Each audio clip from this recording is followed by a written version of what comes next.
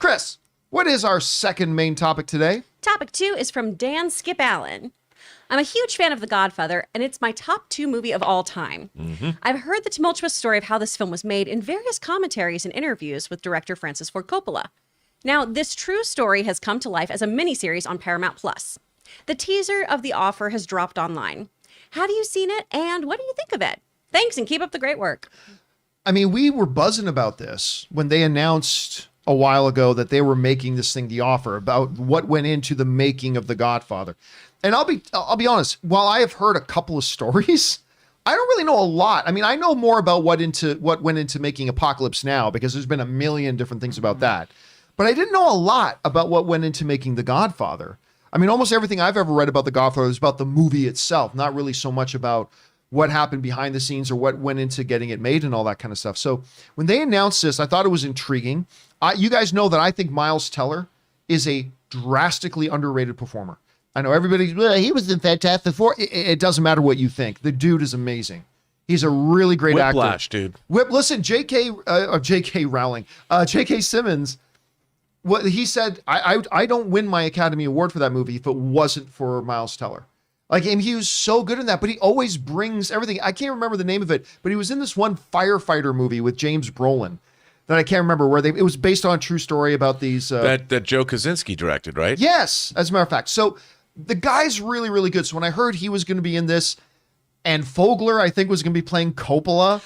Who looks amazing as Coppola. Who looks great in this. I remember I am fascinated by this. And that first teaser came out, and it was everything I was hoping it would be. This comes from the folks over at IndieWire who write the following. The 1972 mob drama The Godfather infamously had a tense production, with Tolkien telling Vanity Fair that adapting the true story was a no-brainer. What sealed it for me was when Al Rudy said, "Every day of making The Godfather was the worst day in my life, and that told me we had a show." Tolan said, "For every character in the film, getting it made or stopping it from being made was at the core of their actions, and it was a matter of life and death to them. Plus, the mob ties only fueled the clash." Toscano added, "At the beginning of our story, we come to learn that the mafia has a very active interest in making sure that The Godfather never got made." And there's so much behind all of this that is just delicious. Anyway, I saw the trailer for this. I was interested. Now I'm excited. I'm excited to watch this thing, and I thought it was great. Rob, you had a chance to check out the show. I know you've been excited for this project. What do you think of it? First of all, Godfather is probably my favorite movie of all time. And Michael Tolkien, who's the showrunner, the producer, is a fantastic novelist in regards to covering Hollywood. I believe he wrote the novel The Player. So him running the show on this show about this story, to me, is very exciting. And I think it looks fantastic. I mean, there's the story, I want to say that Frank Sinatra met Mario Puzo at, what's the Hollywood restaurant? It's still there now. The Dresden? No. Formosa Cafe? No, it's the one on Santa Monica Boulevard. No. It's like, place. not the Brown Derby, but I forget. You'll know what it is. And when Frank Sinatra found out Mario Puzo wrote The Godfather, like they got in a fight. It was not Nate Nals, and so that's one of the stories that this show starts with, and like he decked him, he clocked him or something, and then Coppola, of course, wanted to hire Al Pacino, and they didn't want him, they wanted to fire him, and you've got Robert Evans. I mean, I can't wait to see this. I think Matthew Goode plays Robert Evans. He does. I mean, Matthew Goode, Ozymandias, who, by the way, was an amazing in my boy Tom Ford's first film, A Single Man.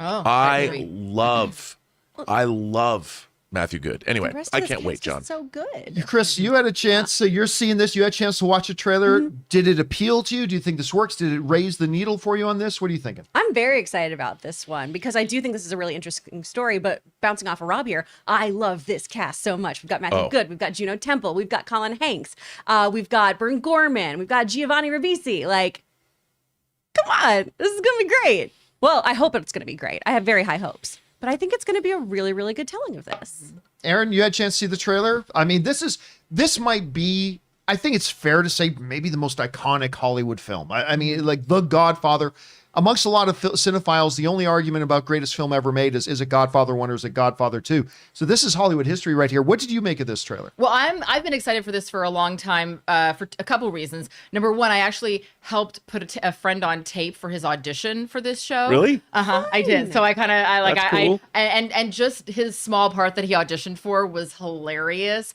and just so authentic to the time and the people that were involved, from what I know of it. And then also the Toscano name that you read in that blurb is Nikki Toscano, the co-showrunner, who was a writer on the first series that I did for ABC, Detroit 187. And I actually was talking to Nikki a couple months ago, and she was like, yeah, I'm working on this show. It's about the Godfather making. And she was really excited about it. She's a phenomenal writer and has been in the business for a very long time. So just the fact that Nikki Toscano is connected to it, I was already excited about it.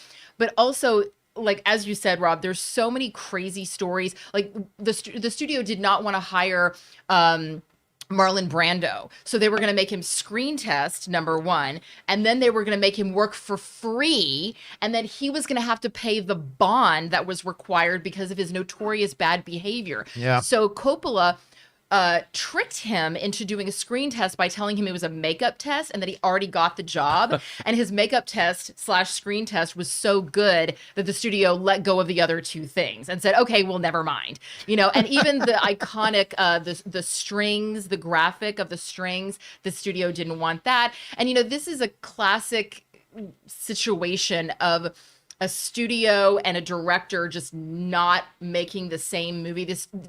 Coppola wanted to be a period piece. The studio said, no, we've got to make this modern, make it 1972, everything modern. Coppola said, no, it can't be. And similarly, like in Forrest Gump, the studio didn't like the accent that Tom Hanks was doing and said, you can't do that. And Tom Hanks had to put his own money in to continue getting the movie made. A lot of times studios, because they're the ones funding it, they have a lot of input. And sometimes someone's input is right, and sometimes someone's input just stinks. And it sounds like this was a constant, conflict between Coppola, who thankfully really knew what his vision was going to be and stuck to it, and the studio, which just I has seemed to reap the benefits of Coppola sticking to his guns, and we're all the better for it because he did.